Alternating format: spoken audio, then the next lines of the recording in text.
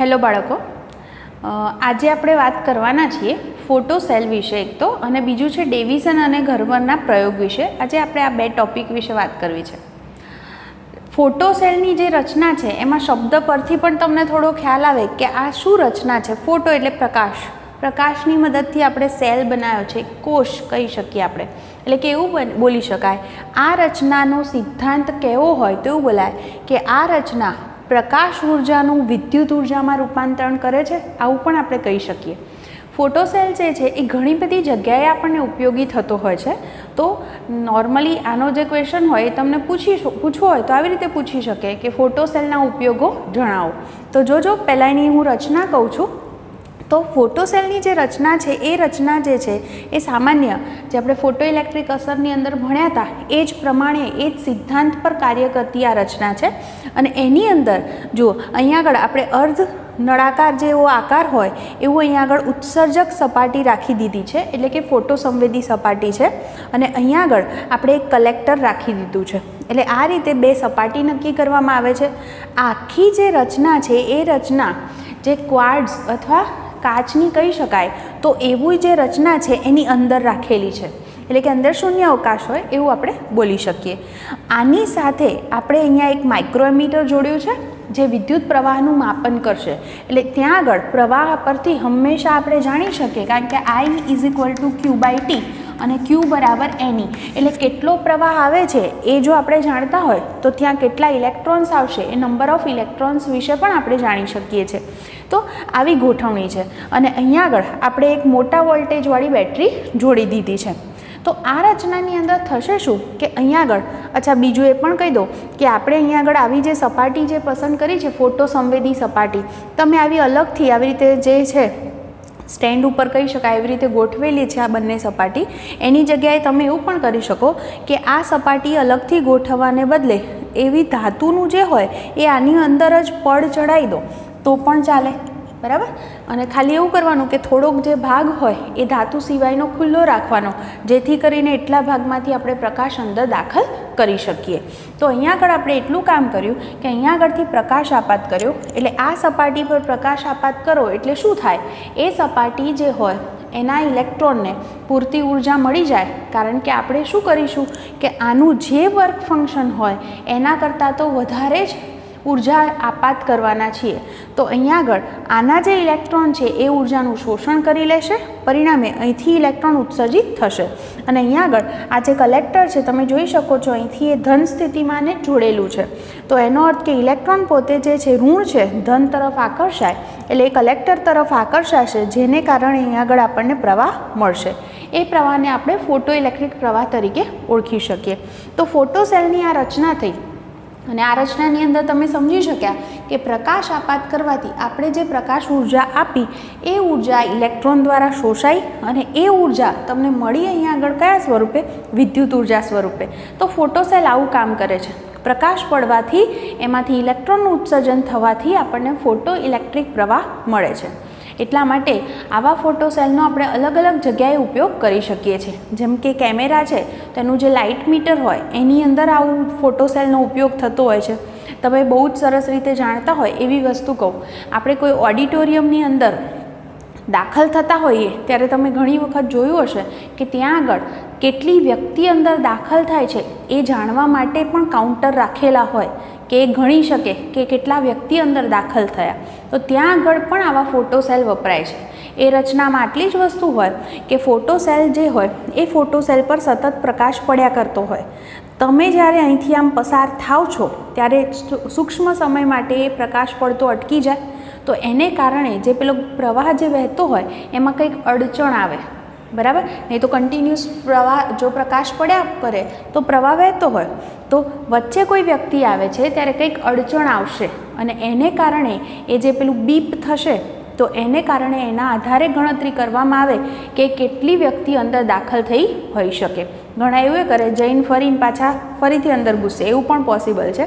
પણ આપણે આવી રીતે જે કેટલી વ્યક્તિ અંદર દાખલ થઈ છે એની સંખ્યા પણ આપણે જાણી શકીએ. ઘણી બધી જગ્યાએ તમે જોયા હશે કે પેલા ઓટોમેટિક ડોર હોય છે કે કોઈ વ્યક્તિ ત્યાં આગળ પહોંચે છે એટલે એના પરથી એ જે દરવાજો હોય એ ખુલી જાય અને બંધ થઈ જાય. તો એવી જે સિસ્ટમ હોય એની અંદર પણ આવી રીતે ફોટો સેલની જ રચના ગોઠવેલી હોય કે પ્રકાશ પડ્યા કરતો હોય અને એને આધારે એટલે કે પર્ટિક્યુલર અમુક જે સ્થિતિ હોય એમાં જ એ ઓન ઓફ થઈ શકે. પછી એ સિવાય કદાચ તમે સાંભળ્યું હોય બર્ગલર એલાર્મ છે, પછી આગ લાગે ત્યારે એલાર્મ વાગતા હોય છે. તો આ બધા એલાર્મની અંદર પણ આવી જ રીતની રચના છે કે બર્ગલર એલાર્મ હોય તો એની અંદર પણ એવું છે કે પર્ટિક્યુલર પ્રકાશ પડ્યા કરતો હોય એની જગ્યાએ વચ્ચે કોઈ વ્યક્તિ આવે એટલે અડચણ આવે તો એને કારણે જે છે એ આખી જે સર્કિટ હોય એવી ગોઠવણી હોય કે પેલી ઘંટડી હોય એ વાગે. ફાયર એલાર્મમાં પણ આવું જ કહી શકાય કે જ્યારે ફાયર થાય, આગ લાગે તો એના પ્રકાશને કારણે જે છે એ ઘંટડી સાથે જોડેલી આખી જે સર્કિટ હોય એ ઓન થઈ જાય અને એને કારણે પણ ઘંટડી વાગે. તો ફોટો સેલ જે છે એનો આવી રીતે ઘણી બધી જગ્યાએ ઉપયોગ થતો હોય છે. ઘણીવાર આપણે કહીએ તો જે કારખાના ઉદ્યોગો જે ચાલતા હોય એમાં જ પેલા ધાતુના પતરા મૂક્યા હોય તો એમાં ક્યાંય તિરાડ છે કે નહીં એ પણ જાણી શકાય. કારણ કે તિરાડમાંથી જો પ્રકાશ અંદર દાખલ થતો હશે તો ફોટો સેલ પર એ પ્રકાશ પડશે અને પરિણામે એમાંથી પ્રવાહ વહેશે તો એ પણ તમને કંઈક એલાર્મના સ્વરૂપમાં એ પણ વસ્તુ બતાવી શકે, દર્શાવી શકે. એટલે આવી રીતે ઘણી બધી જગ્યાએ આવા ફોટો સેલનો આપણે ઉપયોગ કરતા હોઈએ છીએ. તમે ઘણું બધું એનું લાંબુ લિસ્ટ બનાવી શકો અને એ સમજી શકો કે ક્યાં ક્યાં આવા ફોટો સેલ વપરાય છે. તો આ રચના હતી ફોટો સેલ વિશે. હવે નેક્સ્ટ આપણે વાત કરીશું એ છે ડેવિસન અને ગર્મરનો પ્રયોગ. તો હવે આપણે વાત કરીએ ડેવિસન અને ગર્મરે જે પ્રયોગ કર્યો હતો એના વિશે. જુઓ, આપણને દ બ્રોગલીએ પોતે જે કીધું તો પોતે જે અધિતર્ક આપ્યો એની અંદર એવું કીધું કે જેવી રીતે કોઈ તરંગ છે એ કણ તરીકે વર્તી શકે એવી જ રીતે કોઈ કણ છે તો એ તરંગ તરીકે વર્તી શકે છે. તો આ વાતની જે સાબિતી છે એ સાબિતી માટેનો પ્રયોગ જે છે એ ડેવિસન અને ગર્મર નામના વૈજ્ઞાનિકે કર્યો. એવી જ રીતે જે થોમ્સનનો જે સન હતો એ પણ જીપી થોમ્સન એણે પણ પોતે પ્રયોગ કર્યો હતો. સેમ એવી જ રીતનો પ્રયોગ. તો ડેવિસન અને ગર્મરે પોતાના પ્રયોગ દ્વારા ઇલેક્ટ્રોન ખરેખર છે કણ પણ એણે એની તરંગ પ્રકૃતિ સાબિત કરવા માટે એની તરંગ લંબાઈ શોધી આપી. એટલે કે અહીંયા આગળ ઇલેક્ટ્રોન છે એ તરંગ તરીકે વર્તે છે એવી વાત ડેવિસન અને ગર્મરના પોતાના જે પ્રયોગ હતા એના પરથી એણે સાબિત કરી આપી.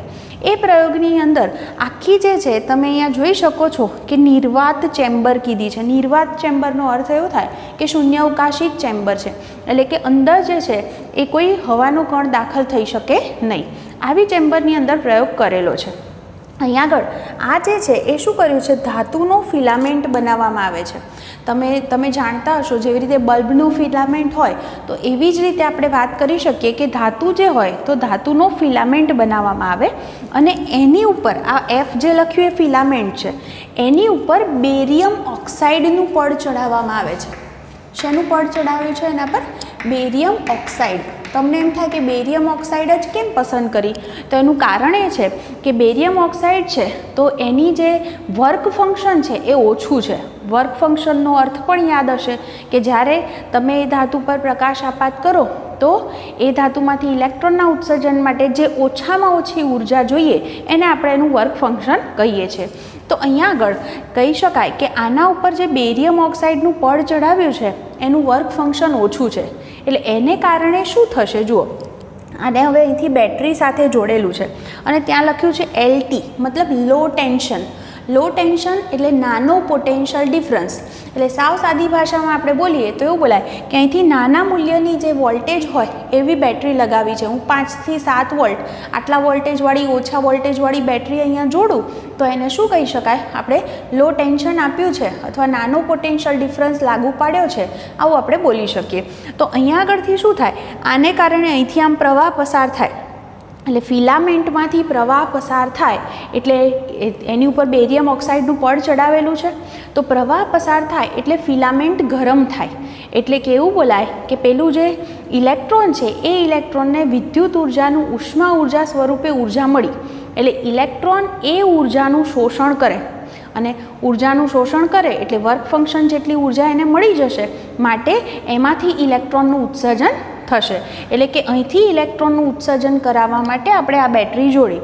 એટલે અહીંથી ઇલેક્ટ્રોનનું ઉત્સર્જન થયું. હવે અહીંથી જે ઇલેક્ટ્રોન નીકળે તો બધી દિશામાં જતા રહે પણ મારે શું કરવું છે, એનો ચોક્કસ એક જ વસ્તુ પર મારો ચલાવવો છે. તો મારે શું કરવું પડે, અહીંયા આગળ જે છે ને આપણે આવો એક નળાકાર રાખી દીધો, એ નળાકારની અંદર સૂક્ષ્મ છિદ્ર રાખ્યું હોય એટલે કેવું થાય કે અહીંથી જે ઇલેક્ટ્રોન હોય ને એ બધા આ છિદ્રમાંથી જ આમ પસાર થાય. તો એનો અર્થ એવો થાય કે બધા ભેગા થઈ અને પોતે એક બીમ એટલે સાંકડું આખું કિરણ જૂથ બની જાય, આખું બીમ બની જાય એવું બોલાય. તો એવું એક બીમ બનાવશે એટલે બધા ઇલેક્ટ્રોન છે એ આમ જશે.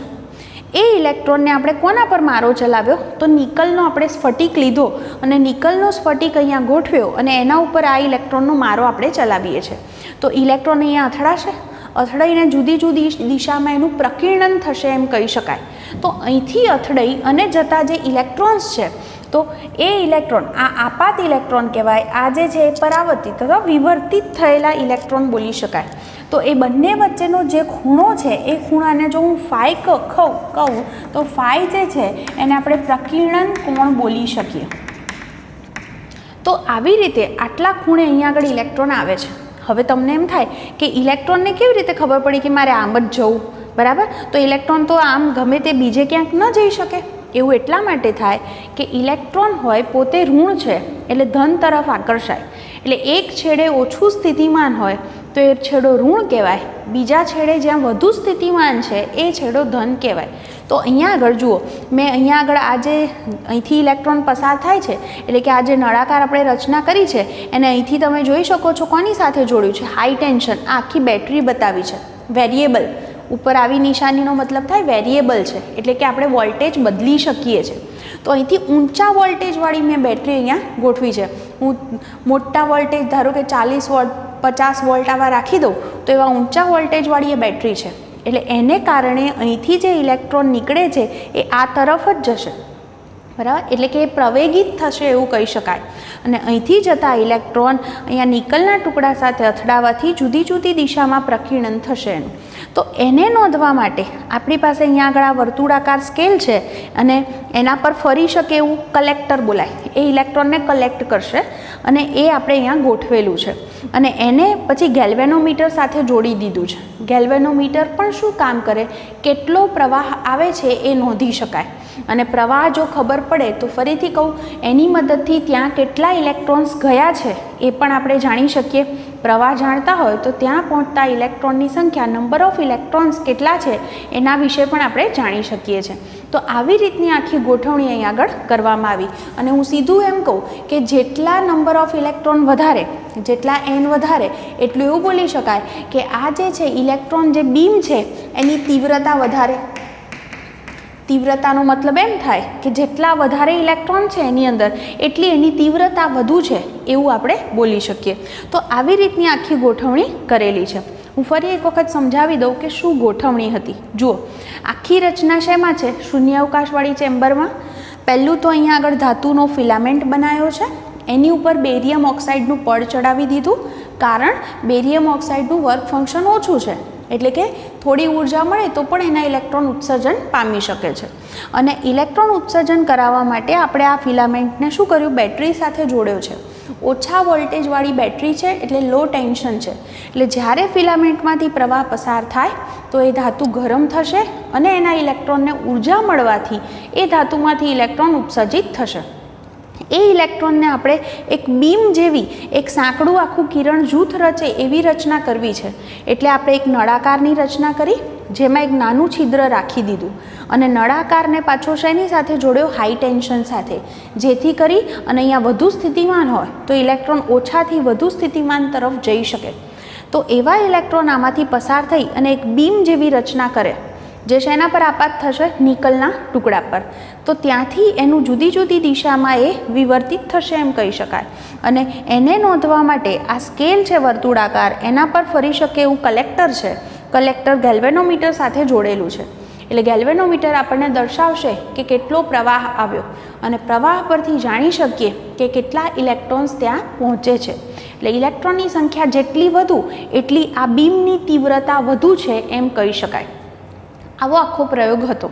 હવે અહીંથી આખું ફરી શકે છે એટલે હું જુદા જુદા ખૂણે આમ ગોઠવી અને ત્યાં કેટલા ઇલેક્ટ્રોન્સ આવે છે એ નોંધી શકું.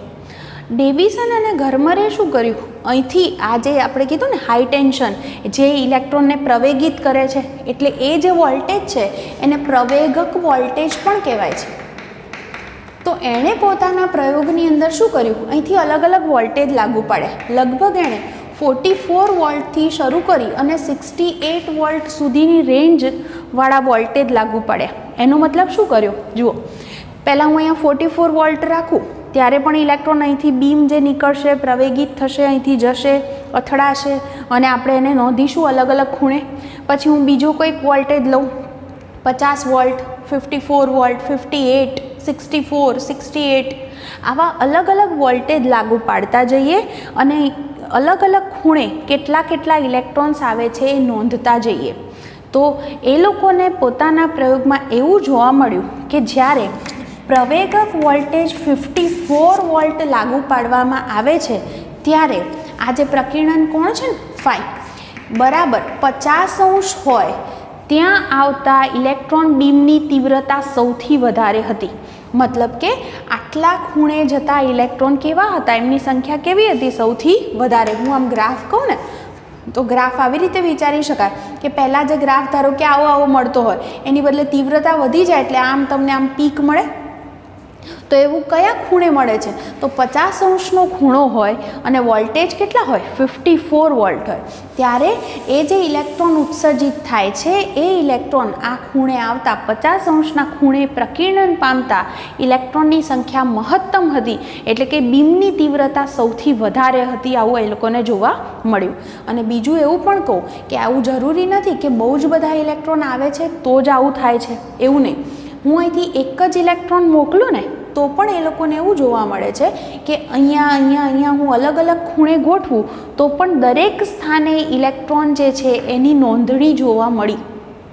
આનો સીધો મતલબ એમ થાય હું એક જ ઇલેક્ટ્રોન મોકલું તો એ પોતે કણ છે તો કોઈ એક જ સ્થાને દેખાવો જોઈએ, પણ એવું થયું નહીં. ખરેખર એવું જોવા મળ્યું કે એ ઇલેક્ટ્રોન અલગ અલગ જગ્યાએ બહુ બધી જગ્યાએ તમને એની નોંધ મળી શકે છે. એનો અર્થ એવો થાય કે પોતે જો આમ તરંગ તરીકે હોય તો જ તમને આ વસ્તુ મળી શકે. કારણ કે તરંગના કિસ્સામાં તમે ભણ્યા હશો કે સહાયક અને વિનાશક વ્યતિકરણ વિશે ભણ્યા હશો કે જ્યાં સહાયક વ્યતિકરણ થાય ત્યાં પરિણામી તીવ્રતા વધારે મળે, બરાબર. વિનાશક વ્યતિકરણ થાય ત્યાં પરિણામી તીવ્રતા તમને ઓછી મળતી હોય છે. તો આ પ્રમાણેનું અહીંયા આગળ પણ જોવા મળ્યું કે જ્યારે 50° ખૂણો બને છે તો ત્યાં આગળ મેક્સિમમ ઇલેક્ટ્રોન્સ આવે છે, મહત્તમ ત્યાં આગળ તીવ્રતા છે બીમની, આવું વસ્તુ જોવા મળી. તો એ લોકોએ પોતાના પ્રયોગમાં એક આ બાબતનો ઉપયોગ કર્યો. બીજું આ વસ્તુનો ઉપયોગ કરી અને જે છે કઈ રીતે તમને એનું પ્રાયોગિક અને સૈદ્ધાંતિક બે રીતે જો જવાબ આપણને મળે તો જ એ વસ્તુ સાચી છે કે નહીં એ આપણે કહી શકીએ. તો આના માટે થઈ અને ડેવિસન અને ગરમરે જે વાત કરી એ કંઈક ખાસ જોજો. અહીંયા આગળ આપણે નિકલ જે છે એ નિકલનો ઉપયોગ કર્યો છે. હવે નિકલ માટે તમે આવું વિચારો કે નિકલનું હું સ્ફટિક લઉં ને તો એની અંદર એના જે પરમાણુ છે તમે એને આવી રીતે ગોઠવણી વિચારી શકો.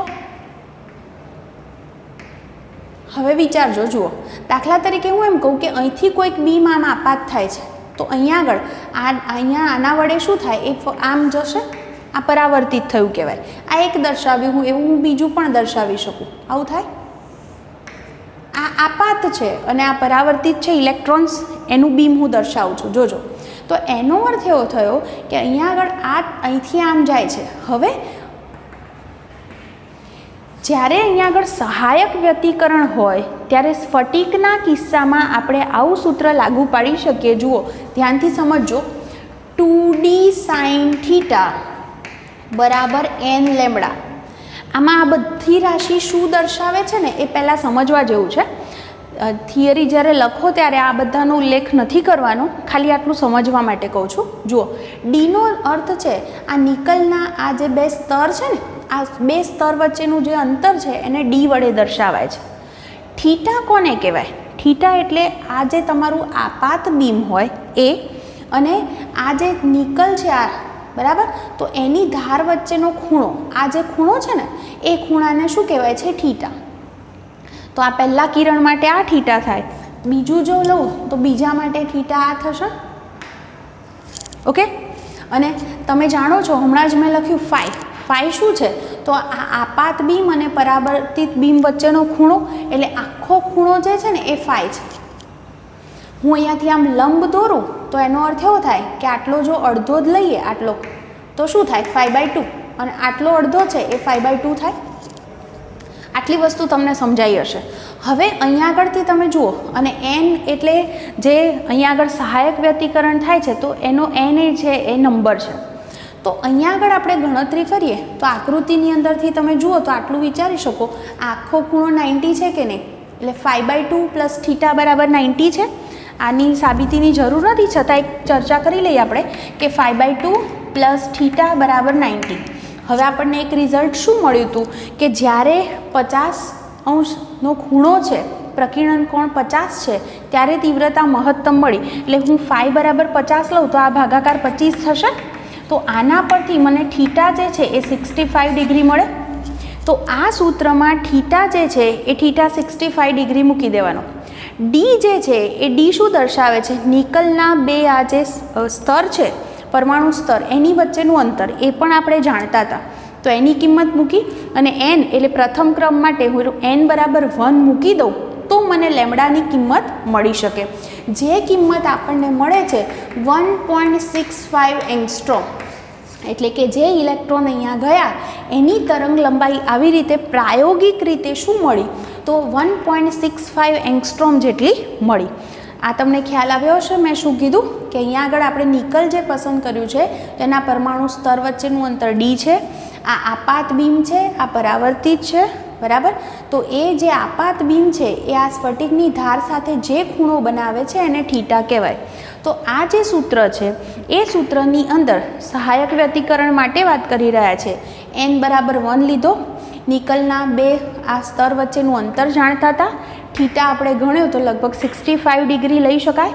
આ બધી કિંમતો મૂકી અને લેમ્ડા ગણી શકાય. તો લેમ્ડાની જે કિંમત છે એ કિંમત તમને મળશે 1.65 એંગસ્ટ્રોમ, બરાબર.